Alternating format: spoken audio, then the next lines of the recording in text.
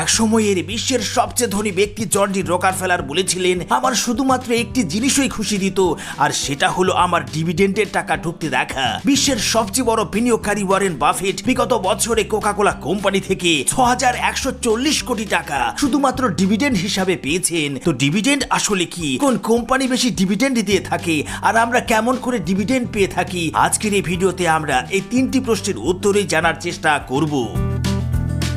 নমস্কার বন্ধুরা, বিনিয়োগ গুরু বাংলা চ্যানেলে আপনাকে স্বাগতম। এই চ্যানেলে শেয়ার বাজার, মিউচুয়াল ফান্ড সহ বিনিয়োগের বিভিন্ন বিষয়গুলি নিয়ে সচেতনতামূলক তথা শিক্ষামূলক ভিডিও নিয়মিত আপলোড করে থাকি। আপনি যদি বিনিয়োগের বিষয়ে আগ্রহী হন এবং বিনিয়োগ শিখতে চান, তাহলে বিনিয়োগ গুরু বাংলা চ্যানেলটিকে করে সাবস্ক্রাইব করে রাখতে পারেন। পুরো ভিডিওটি দেখার অনুরোধ রইল, যাতে করে ডিভিডেন্ড সম্পর্কে আপনার ধারণা পরিষ্কার হয়।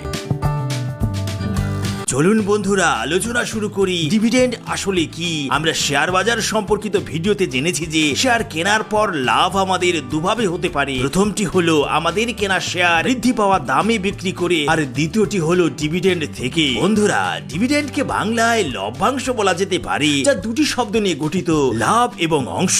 লাভকে আমরা মুনাফা বা প্রফিট বলে থাকি, আর অংশকে ভাগ বা পার্ট বলা হয়। ডিভিডেন্ডের মানে দাঁড়ায় প্রফিটের পার্ট। বন্ধু, ডিভিডেন্ডের মানে আর কিছুই নয়, প্রফিট বা লাভের অংশ। প্রত্যেক লাভজনক কোম্পানির কাছে দুটি পছন্দ থাকে, হয় তারা লাভের সমস্ত টাকা কোম্পানির ব্যবসা বাড়াবার কাজে লাগাবার জন্য নিজেদের কাছে রাখতে পারে, অথবা লাভের কিছু অংশ নিজেদের কাছে রেখে বাকি টাকা সমস্ত শেয়ার হোল্ডারদের মানে বিনিয়োগকারীদের মাঝে ভাগ করে দিতে পারে। বন্ধু, লাভের এই অংশ যা সমস্ত শেয়ার হোল্ডারদের মাঝে ভাগ করে দেওয়া হয়, তাকেই ডিভিডেন্ড বলা হয়। চলুন এই বিষয়টি একটি উদাহরণের সাহায্যে তুলে ধরি।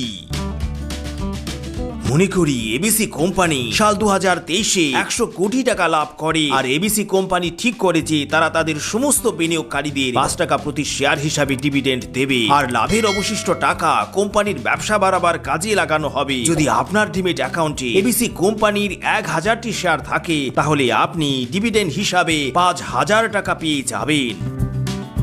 চলুন এবার দেখি কোন কোম্পানিগুলো ডিভিডেন্ড দেয়। বন্ধু, সাধারণত এমন কোম্পানিগুলোই ডিভিডেন্ড দিয়ে থাকে যাদের ব্যবসা লাভে চলছে। লোকসানে চলা কোম্পানি কখনোই ডিভিডেন্ড দেয় না, আর ডিভিডেন্ড বেশিরভাগ এমন কোম্পানিগুলোই দিয়ে থাকে যারা পুরনো, বড় ও পরিণত কোম্পানি। কারণ যে কোম্পানিগুলো নতুন অথবা যে কোম্পানিগুলোর ব্যবসা বাড়াবার সুযোগ রয়েছে, সেই কোম্পানিগুলো তাদের লাভের সমস্ত টাকা ব্যবসা বাড়াবার কাজে লাগায়। কেননা এই কোম্পানিগুলো জানে যে আজকের দিনের লাভের টাকা কোম্পানির ব্যবসা বাড়াবার কাজে লাগিয়ে ভবিষ্যতে অনেক লাভ তোলা সম্ভব, আর এতে করে লাভ বিনিয়োগকারীদেরই বেশি হয়ে থাকে। কেননা কোম্পানিগুলো যতদিন তাদের লাভের টাকা সঠিক জায়গায় বিনিয়োগ করে নিজেদের ব্যবসা বাড়াতে থাকবে, আর তাদের লাভ বা মুনাফাও বাড়তে থাকবে। আর কোম্পানির মুনাফা বাড়ার ফলে আমাদের দুভাবে লাভ হয়ে থাকে। প্রথমত, কোম্পানির যে শেয়ার কিনেছিলাম তার দামও বাড়তে থাকবে, আর দ্বিতীয়ত, যদি ভবিষ্যতে কোম্পানি ডিভিডেন্ড দেওয়ার সিদ্ধান্ত নেয়, তাহলে তা আজকের ডিভিডেন্ডের থেকে অনেক বেশি হবে, কেননা লাভও আজকের থেকে অনেক বেশি হবে। ডিভিডেন্ড কোন কোম্পানিগুলো দেয়? বন্ধু, এখানে লক্ষণীয় বিষয় হলো এই যে ডিভিডেন্ড দেবে কি দেবে না এটা সম্পূর্ণভাবে ঠিক করেন কোম্পানির ডাইরেক্টর। যদি ওনারা মনে করেন যে কোম্পানির লভ্যাংশকে কাজে লাগিয়ে কোম্পানির ব্যবসা বাড়াতে পারবেন, তাহলে ডিভিডেন্ড দেবেন না।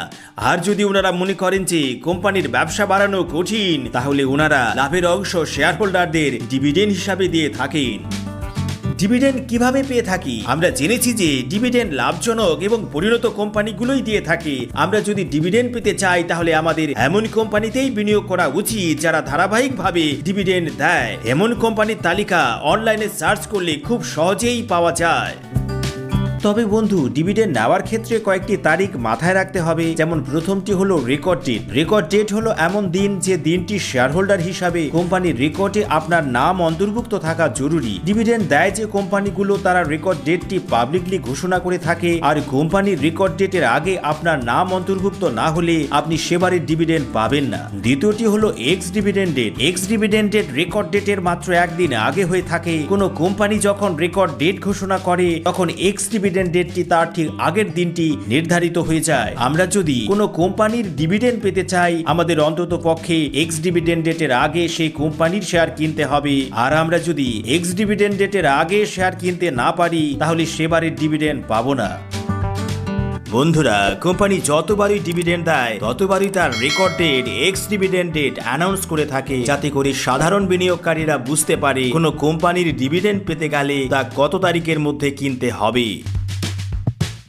তো বন্ধুরা, এই ছিল আমাদের আজকের ভিডিও ডিভিডেন্ডের ওপর, যেখানে আমরা জানলাম যে ডিভিডেন্ড হলো কোম্পানির প্রফিটের পার্ট। পরিণত এবং লাভজনক কোম্পানিগুলোই ডিভিডেন্ড দিয়ে থাকে, আর আমাদের কোনো কোম্পানির ডিভিডেন্ড পেতে গেলে তা আমাদের এক্স ডিভিডেন্ড ডেটের আগেই কিনতে হয়।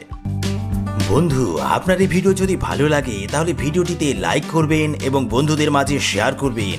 আর আপনার মনে এই ভিডিওকে কেন্দ্র করে কোনো প্রশ্ন থাকলে কমেন্ট বক্সে লিখে জানাবেন, আমরা অবশ্যই এর উত্তর দেব। আমাদের পরবর্তী কোনো ভিডিও যাতে ছাড়া না পড়ে সেজন্য চ্যানেলটিকে এখনই সাবস্ক্রাইব করে রাখবেন আর বেল আইকনে ক্লিক করবেন, যাতে করে আর্থিক স্বাধীনতা অর্জনের এই যাত্রায় আপনিও সামিল হতে পারেন। ধন্যবাদ বন্ধুরা, কথা হবে পরের ভিডিওতে। ভালো থাকবেন, নমস্কার।